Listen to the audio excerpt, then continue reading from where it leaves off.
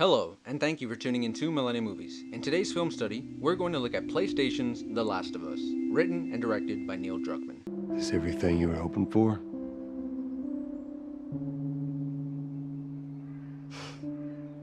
It's got its ups and downs, but you can't deny the view, though. Enough has been said about the near-perfect prologue to open the story. It opens in Austin, Texas, where our protagonist Joel, his daughter Sarah, and his younger brother Tommy attempt to escape the dangers of a fungi outbreak called the cordyceps brain infection. This fungus is transmitted through bites, scratches, or breathing in the spores for a prolonged period and turns humans into such sexy creatures like the infected, the clickers, and these big boys called bloaters. Amidst the chaos, Joel and Sarah get separated from Tommy while he gives them time to run away. They then come across an armed soldier who's given orders to fire on any civilians who may have been exposed, and he reluctantly shoots at them. As he attempts to finish them off, Tommy comes to the rescue but is quickly distraught at the sight of a fatally injured Sarah who dies shortly after in her father's arms, thus firmly introducing us to the horrors of The Last of Us. Please don't. Please.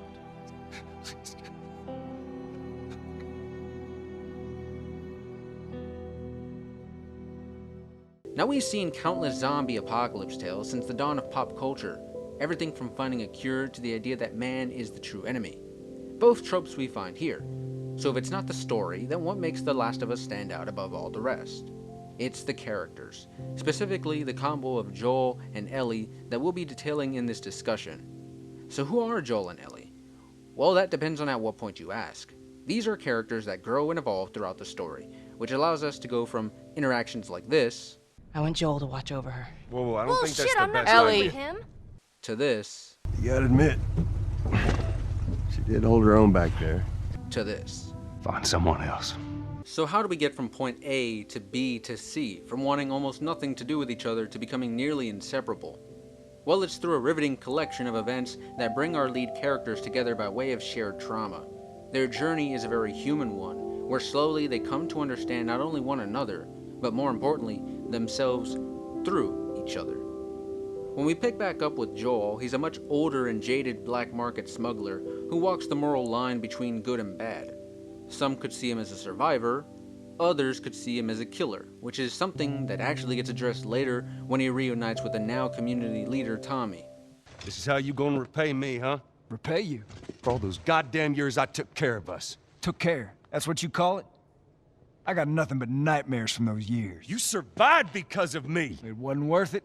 So yeah, naturally Joel lives with the guilt of being forced to take lives of both those deserving and those who are not, in order to protect his little brother at the time. Adding on to that, he's a man still overcome with profound sadness over his daughter's death. Then at first glance, it's easy to misunderstand Ellie as just this tough, profanity-spewing wild card, but as the story furthers, so do Ellie's best qualities. She's a fighter, always choosing the route of bravery in the face of the many dangers they come across. She's an incredibly capable survivor and shows no problems with getting her hands dirty. But perhaps the thing that makes Ellie's character work best is that she's not just a hardened girl and a badass, is that she's funny and never loses her youthfulness. Rick fucking Master! My car had tougher windows. Yeah, whatever, loser. Alright, be all sexy. Ooh, so sexy. Oh, it's all done. Even the simple things like her childlike glee to catch just the smallest glimpse of the giraffes in the city. We're reminded that this is still a 14-year-old girl, a child who's already been through so much loss, like losing her first real friend and living with that survivor's guilt.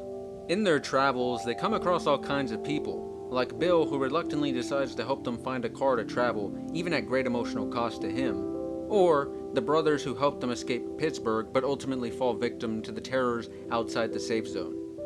We see their conversations and interactions begin to change with simple things like Joel giving Ellie a high five or listening to music together, or more complex things like Joel openly talking about his daughter again. Both face their own near-death experience, with Joel getting impaled onto a metal bar and Ellie barely managing to brutally murder the cannibal leader and possible rapist. All of these things are there to help shape the dynamic between them, And it's this steady progression of rejection to acceptance that finally brings their surrogate father-daughter relationship full circle. I swear to God, I get you out of this. You're so singing for me. You wish. And this really gives us all the Joel and Ellie that we came to fall in love with as we got deeper into the story. The Joel who has a calm and calculated approach to battle and is a complete badass but acknowledges his feelings and has reason again. I struggled for a long time with surviving. And no matter what, you keep finding something to fight for. Because man, he's just an ordinary dad from Texas who was dealt a crappy hand and still found a way to crawl out of that dark hole and not just fight to survive, but fight to live. And that's 1000% thanks to Ellie and the vulnerability, toughness, and lovingness that she brought not only to his world, but ours. And the Ellie who finally found the one person who wouldn't leave her all alone, the very fear she expressed twice in the story. What are you scared of? I'm scared of ending up alone. Everyone I have cared for has either died or left me. Everyone fucking except for you. So don't tell me that I would be safer with someone else, because the truth is I would just be more scared. And that person for her was the least likeliest in the form of Joel, in what is solidified in the climax of the story, where we see him carrying Ellie in his arms, desperately trying to escape danger. A scene that mirrors the beginning of the story, where he carried his daughter Sarah in his arms, only to fail to protect her. Now, he's not about to let the world take away another daughter. Let me go! Please. You just come after her.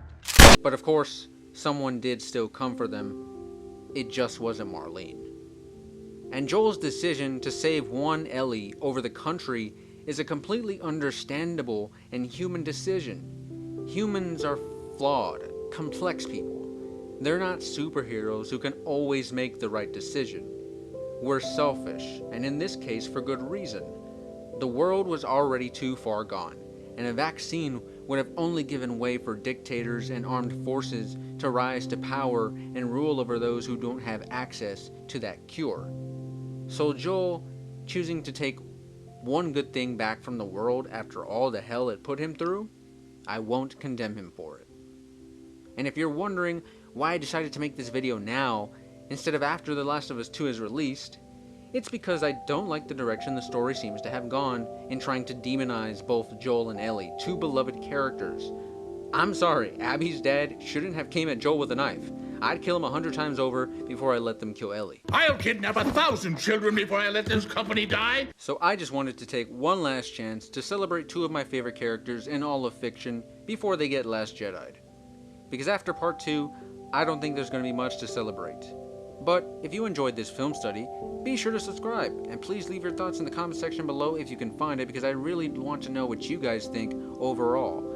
But if you want to go ahead and stay up to date on when the next film study video is going to be dropping, that film study video is going to be over My Friend Dahmer, and will be dropping in 2 weeks. So until next time guys, this has been Millennial Movies, and I will see you all very soon.